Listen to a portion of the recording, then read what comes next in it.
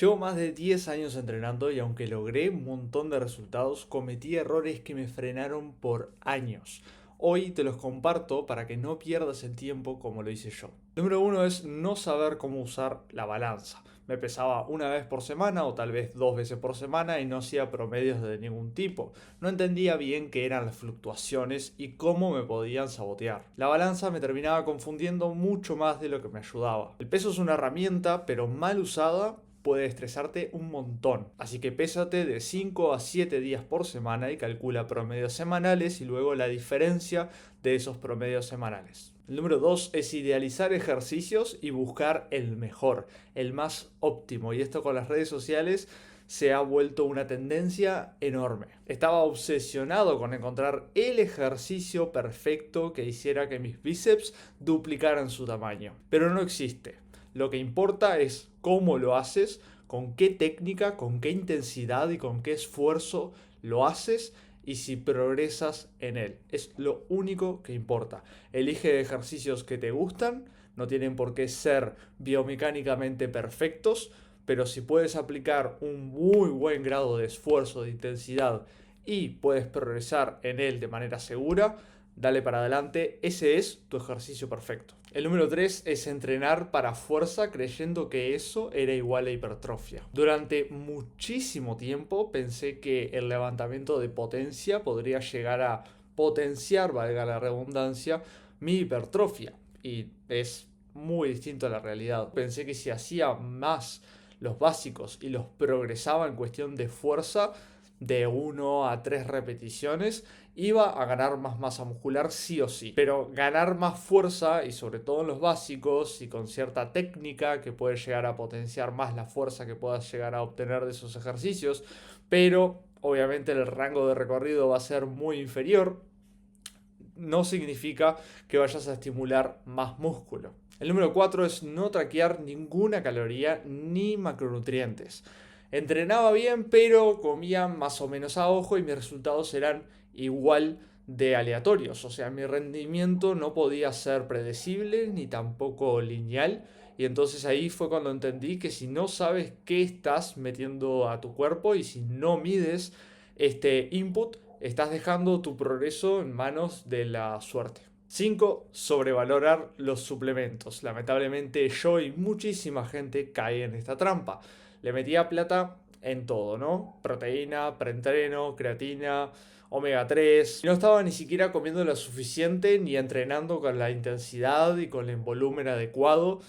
Los suplementos sinceramente son un extra, pueden llegar a sumar un extra de un 1%, pero tus bases deben de estar muy bien optimizadas. Por eso es que los suplementos pueden llegar a marcar la diferencia, capaz que en un culturista muy avanzado que de verdad a nivel competitivo está muy ajustado contra otros y debe de capaz que hilar mucho más fino en cierto nutriente, en cierto extra que le pueda llegar a beneficiar, pero en el resto de mortales sinceramente están muy sobrevalorados. En el número 6 es no entrenar con intención ni buscar progresar semana a semana. Lamentablemente yo caí mucho en el 4x12 o 3x8, 3x10, lo que sea, el esquema de series y repeticiones que tú puedas nombrar, seguramente lo haya hecho, pero claro, acá la trampa es que no estás creando un buen sistema de progresión en el gimnasio que te permita justamente aplicar una sobrecarga progresiva y saber que todo el estímulo que le estás metiendo a tus músculos están sirviendo para que ellos se adapten y se vuelvan más fuertes. Tienes que buscar rangos de repeticiones que funcionen muy bien con el ejercicio que estás seleccionando y que progreses dentro de ese rango. Es decir, semana a semana deberías de por lo menos tratar de añadir una repetición a tus series hasta que llegues al tope superior dentro de ese rango y ahí es cuando le vas a poner un poquito más de peso y así lo repites. El número 7 es dormir mal e infravalorar su impacto. Iba a dormir tarde, a veces dormía poco, a veces me despertaba muchísimo más tarde. El descanso es lo primero que recortaba y la verdad que si no dormís bien no vas a crecer, es así de simple. La cuestión es que a veces el ciclo circadiano puede ser afectado de muy mala manera y esto va a hacer que, por ejemplo, hormonalmente no estés segregando la suficiente testosterona, por ejemplo, u hormona del crecimiento, que al final son dos hormonas muy poderosas para poder causar el mayor ambiente anabólico para potenciar la hipertrofia. El número 8 es tenerle miedo a la fatiga. Me obsesioné con el tema de la estabilidad, de no usar pesos libres, de que esté todo lo más eficiente posible, sin molestias, sin incomodidades. Y eso me hizo evitar la fatiga a nivel obsesivo como si fuera algo malo, pero en realidad es simplemente un costo que tienes que tomar para llevarte tu beneficio. Y sinceramente, si le hubieras dicho cómo entreno hoy en día a mi yo del pasado de hace 5 años, se habría vuelto loco, porque hago pesos muertos, remos con barra, sentadilla, o sea, mi programa de entrenamiento le puede llegar a provocar un ataque a alguien que le tenga fobia a la fatiga. El número 9 es no empujar mis límites en cuanto al volumen de entrenamiento cuando era necesario.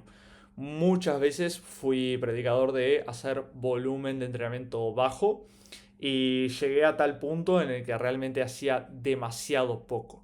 Y tenía miedo con justamente subir la cantidad de series que hacía por grupo muscular por semana por la fobia a la fatiga que le tenía.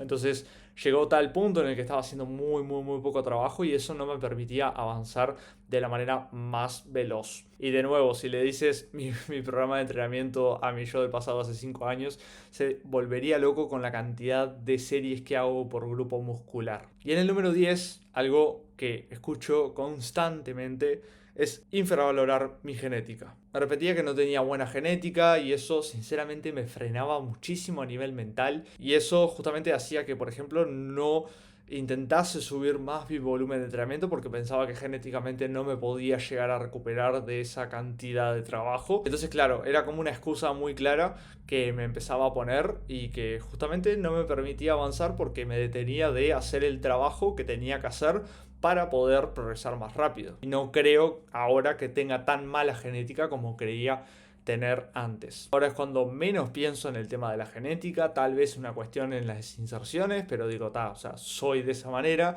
voy a intentar trabajar de X manera para poder mitigar su impacto en lo visual. Por ejemplo, mis tríceps ahora me di cuenta de que tienen una inserción bastante larga y hace que se vea muy plano en un doble bíceps de frente. Entonces ahora con mi coach estuvimos pensando en hacer más volumen de trabajo para mis brazos, para justamente solventar ese punto débil que tengo. Estos errores me costaron tiempo y progreso, pero también me enseñaron lo que realmente importa para poder construir un físico que realmente imponga. Y si quieres evitar estos errores y llevar tu progreso al siguiente nivel, acuérdate de suscribirte, dejarte un like y comentar. Nos vemos en el próximo.